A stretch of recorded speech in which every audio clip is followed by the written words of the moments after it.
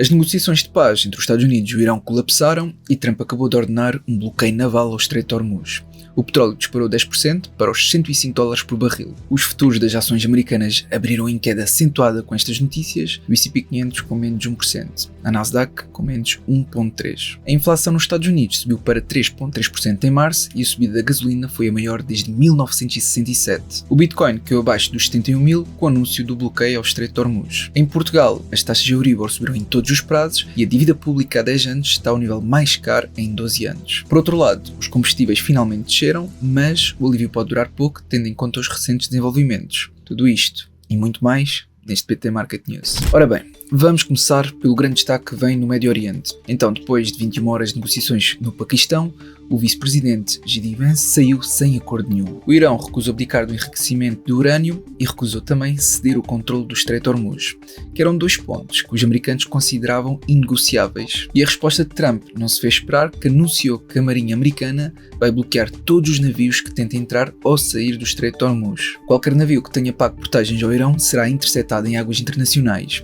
E ainda prometeu destruir as minas iranianas no local. O Pentágono confirmou o início do bloqueio, ou seja, neste momento temos duas marinhas a disputar o controle do mesmo estreito, por onde passa 20% do petróleo mundial. Isto significa que 426 petroleiros com 172 milhões de barris estão parados no Golfo Pérsico e que os preços da energia vão continuar sob grande pressão nas próximas semanas. E foi exatamente por causa disto que o petróleo disparou.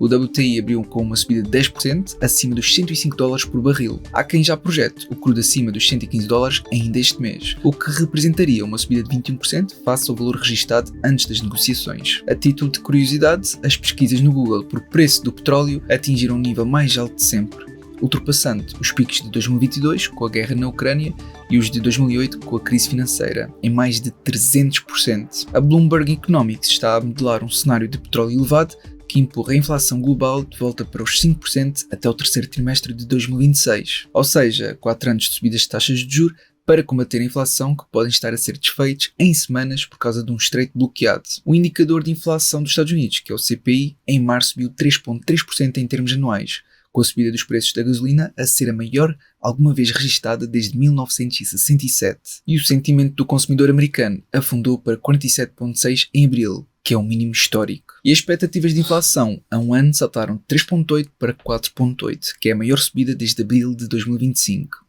No fundo, é a tempestade perfeita. A inflação a subir, consumidores pessimistas e agora uma crise energética que pode agravar tudo. Quero também agradecer à Frente do IFOR por apoiar este vídeo, onde permite investir em vários instrumentos financeiros, como ações, ETFs e por aí fora, em bolsas como a Nasdaq, New York Stock Exchange, entre outras, sendo que eles também têm várias ferramentas que permitem auxiliar na respectiva análise. No mundo das criptomoedas, o Bitcoin perdeu o suporte nos 71 mil, logo após o anúncio do bloqueio de Hormuz, mostrando mais uma vez que em momentos de pânico, o Bitcoin comporta-se como ativo de risco e não como refúgio. Em Portugal, quem tem crédito à habitação com uma taxa variável já está a sentir o aperto, porque as taxas de Euribor subiram em todos os prazos a 3, 6 e 12 meses. E no mercado de dívida pública, Portugal está prestes a pagar a taxa mais alta em 12 anos num leilão de obrigações a 10 anos, com as yields no mercado secundário nos 3,53%. Os combustíveis em Portugal desceram esta semana, com o gasóleo a baixar cerca de 5,5 cêntimos e a gasolina cerca de 3 cêntimos. Mas atenção, com o colapso das negociações e o petróleo de volta acima dos $105, este alívio nas bombas pode ser de curta duração. Passando agora ao mercado de ações e aos earnings desta semana. A TSMC apresentou resultados com receita recorde, com uma subida de 35% face ao ano anterior, impulsionado pela procura de chips para a inteligência artificial. Esta empresa continua a ser o principal fornecedor, tanto da Apple como da Nvidia. A CoreWeave disparou em bolsa depois de anunciar um acordo plurianual com a Anthropic, e a Meta comprometeu-se com mais de 21 mil milhões de dólares em infraestruturas, que também será com a CoreWeave. Por outro lado, a Anthropic já provocou 3 quedas em ações de cibersegurança em apenas 3 meses. Cada vez que lança um novo produto, empresas como a CrowdStrike, Cloudflare e a Zscaler caem entre 8% a 10%. E por falar em AI a destruir setores, as ações de software estão 30% abaixo dos máximos, enquanto as estimativas de lucros estão em máximos históricos. Ou seja, aqui algo pode não bater certo, ou as estimativas estão erradas, ou então o mercado está a exagerar no medo. E a concentração do mercado americano está a diminuir. Ou seja, as 10 maiores ações representam agora cerca de 37% do S&P 500, que é o nível mais baixo desde o segundo trimestre de 2025. É uma queda de 5 pontos percentuais face ao máximo e a maior desde o bear market de 2022. Por outro lado, a SanDisk é o caso mais extremo do mercado neste momento. Agora, sobre o panorama económico mundial. A China reduziu para metade as suas previsões em dívida americana, de 1,3 bilhões de dólares caiu para 650 mil milhões, o que é o nível mais baixo desde a crise de 2008. E está a converter esse dinheiro em ouro, com 17 meses consecutivos de compras e 2.313 toneladas em reservas. Além disso, a China anunciou a proibição de exportações de ácido sulfúrico a partir de 1 de maio. E, para contexto, este químico é utilizado no fabrico de fertilizantes, o que poderá vir a afetar os preços dos alimentos. As exportações de Taiwan atingiram um recorde de 80 mil milhões de dólares em março, que é uma subida de 62% face ao ano anterior. As exportações de tecnologia e componentes eletrónicos dispararam 135%. E as exportações para os Estados Unidos mais que duplicaram, uma subida de 124%. Os custos de transporte rodoviário nos Estados Unidos estão a subir rapidamente e já atingiram um valor mais alto desde junho de 2022. Isto é mais um fator inflacionário que vai acabar por se refletir nos preços ao consumidor. E os ETFs de ouro registaram saídas históricas em março, que numa única semana saíram 4,3 mil milhões de dólares a nível global, que é a segunda maior saída de sempre, com a América do Norte a liderar com 1,6 mil milhões. No campo geopolítico, para além do bloqueio americano ao Estreito de Hormuz, a New York Times revelou que o Irão não consegue localizar as próprias minas que colocou no estreito. O que significa que, mesmo com o acordo de paz, a reabertura total do estreito vai demorar semanas ou meses. No entanto, o Irão criou um corredor seguro alternativo entre as ilhas de Larak e Hormuz, que é controlado inteiramente por si. Quem quer passar paga portagem ao Irão e pede autorização.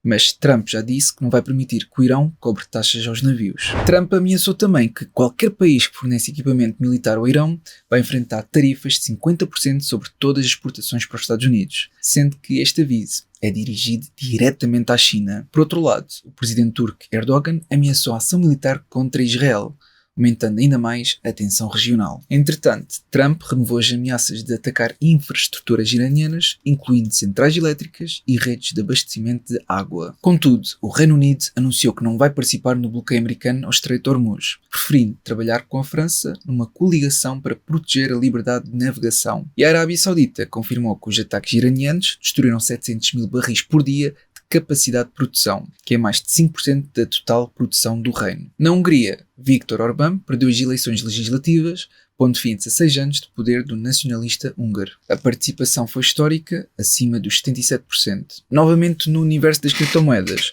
para além da queda do Bitcoin que já vimos, o Banco Central Europeu apoia um plano para centralizar a supervisão cripto na Europa sob a ESMA, que é o regulador de mercados com sede em Paris. Entretanto, analistas da Wall Street estão a cortar previsões para a Coinbase e outras empresas de criptomoedas, com a Barclays a fazer downgrade e a Oppenheimer a reduzir as estimativas de receita. Isto por causa da queda nos preços dos tokens e da atividade de trading mais fraca. E o Michael Saylor, CEO da Strategy, como sempre, confirmou mais uma compra de Bitcoin esta semana. No que toca ao mercado acionista, o índice Buffett mostra agora uma grande recuperação, mas atenção que esta recuperação aconteceu na semana em que se iam realizar as negociações. E quanto ao índice do médio e da ganância, agora estamos em níveis neutros, com o mercado um pouco mais otimista. Para finalizar, deixo aqui uma nota para os principais earnings que irão sair na próxima semana, a começar pela General Electric e United Health no dia 21, depois a Tesla, Philip Morris e IBM no dia 22 e a Intel, American Express e SAP no dia 23. Temos também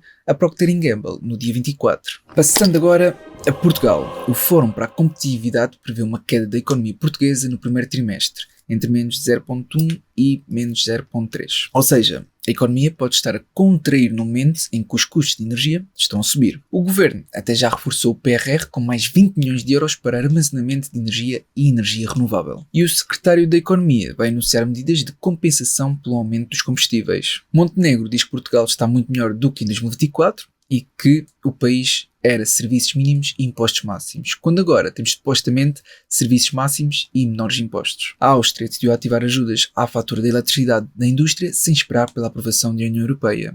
culpando a burocracia interminável de Bruxelas. Isto é relevante para Portugal porque mostra que outros países europeus estão a agir unilateralmente para proteger as suas indústrias dos custos energéticos. Por fim, a Bosch está a produzir 10 milhões de radares em Braga este ano para mais de 20 clientes automóveis em todo o mundo, o que mostra que Portugal tem uma forte capacidade industrial. Eu realmente espero que este vídeo tenha sido útil. Se foi, não te esqueças de colocar um gosto para apoiar e até uma próxima.